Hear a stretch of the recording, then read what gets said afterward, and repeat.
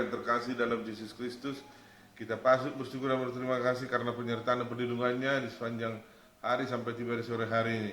Dan kita bertemu kembali dari kami, dari Gereja Masjid Penari ke-7 Sidang Jemaat Yesus di Puro Solo, dalam renungan sekolah sahabat di sepanjang sore hari ini.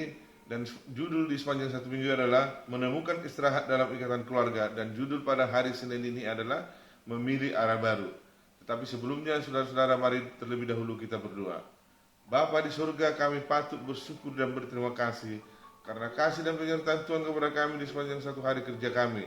Dan Tuhan kumpulkan kami pada sore hari ini bersama keluarga kami, di mana kami akan mengikuti pelajaran dari firman-Mu yang besar itu, Tuhan, melalui pelajaran sekolah sahabat, melalui YouTube dan juga Facebook, supaya kami dapat mengerti kasih dan firman Tuhan dalam kehidupan dan keluarga kami. Kiranya Tuhan menjamah hati dan pikiran kami lebih tertuju kepada Tuhan melalui pelajaran ini. Inilah Tuhan pengharapan kami. Mohon ampun segala dosa pelanggaran kami di sepanjang hari ini. Di dalam nama Yesus kami berdoa dan mengucap syukur. Amin. Saudara-saudara yang terkasih dalam Yesus Kristus, pada saat ini kita akan mempelajari mengenai apa? Memilih arah baru. Di mana pelajaran ini adalah mengenai cerita mengenai Yusuf pada saat dijual oleh saudara-saudaranya karena ada rasa benci, cemburu terhadap Yusuf, di mana mereka merasa bahwa orang tuanya yaitu Yakub terlalu mengasihi Yusuf ini, dan saudara-saudaranya, abang-abangnya merasakan bahwa mereka diabaikan. Satu pelajaran yang penting di dalam pelajaran ini adalah selama 13 tahun mengalami penderitaan, Yusuf pada akhirnya dia mengalami suatu kesuksesan, bukan karena kekuatannya atau kepintarannya, tetapi karena Tuhan menyertai dia. Dan satu kelebihan lagi, Yusuf berserah sepenuhnya kepada Tuhan, yaitu Allah Bapa dari nenek moyangnya. Bagaimana suatu pengalaman yang indah sekali, mengalami suatu peristiwa-peristiwa yang menyakitkan di dalam hidupnya, tetapi mencapai kesuksesan di kemudian hari. Ada satu penelitian di dalam pelajaran sekolah sahabat ini dikatakan apa? Penelitian ini mengenai apa? Credence of Eminence, yaitu ayunan keunggulan. Suatu penelitian yang dilakukan oleh Victor dan Mildred Geortes.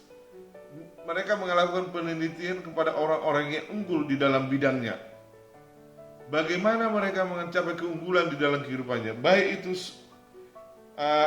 aktor film, ilmuwan, politikus, bintang film, wira swasta, pengarang, penulis naskah drama, atau pahlawan olahraga. Mereka melihat kehidupan mereka dari masa kecil sampai bisa mereka mencapai masa dewasa. Dan satu hal yang mengejutkan adalah mereka dikejutkan dengan apa yang mereka temukan. Banyak dari antara orang ini mengalami trauma masa kecil. Begitu juga dengan yang dialami Yusuf, mengalami trauma selama 13 tahun. Dia dijual oleh saudara-saudaranya pada saat berumur 17 tahun. Dan dia mencapai puncak daripada kehidupannya, yaitu pada saat dia berumur 30 tahun. Di mana dia sempat dilupakan oleh apa? Oleh juru minum yang menyediakan minuman Raja Firaun, di mana Yusuf menerangkan arti mimpi daripada penyedia anggur ini. Dan setelah dia kembali lagi bekerja dengan Firaun, dia mulai apa? Dilupakan. Jadi saudara-saudara yang terkasih dalam Yesus Kristus, bagaimana orang-orang sukses di dalam kehidupan? Pasti mengalami suatu permasalahan di dalam kehidupan mereka pada saat-saat mereka belum mencapai sukses. Dan dikatakan di sini apa?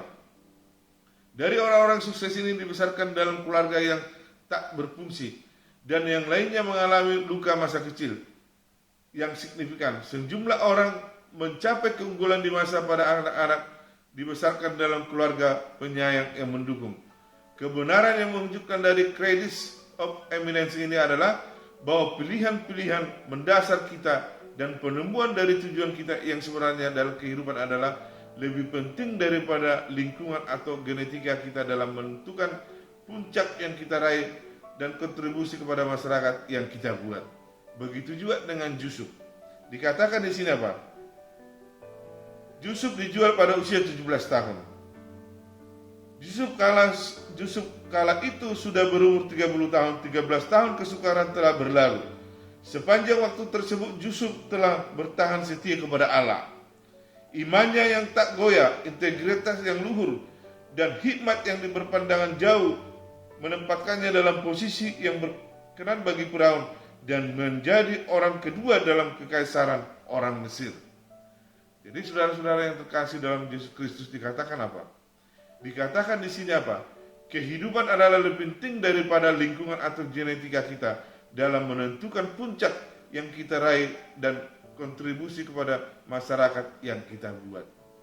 Jadi begitu juga dengan Yusuf, suatu kehidupan yang dialami dan bergantung sepenuhnya kepada Tuhan, menempatkan dia mencapai orang kedua di dalam kaisaran orang Mesir.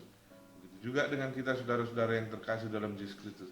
Kita perlu untuk selalu berserah sepenuhnya kepada Tuhan, menyerahkan hidup kita sepenuhnya agar Tuhan dapat bekerja di dalam kehidupan kita. Sebagai yang terakhir dikatakan apa? Untuk mendapatkan istirahat, kita masing-masing harus membuat keputusan pribadi untuk mengikuti Tuhan.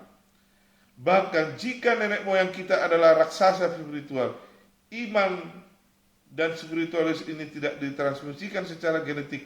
Ingat, Tuhan hanya memiliki anak, bukan cucu.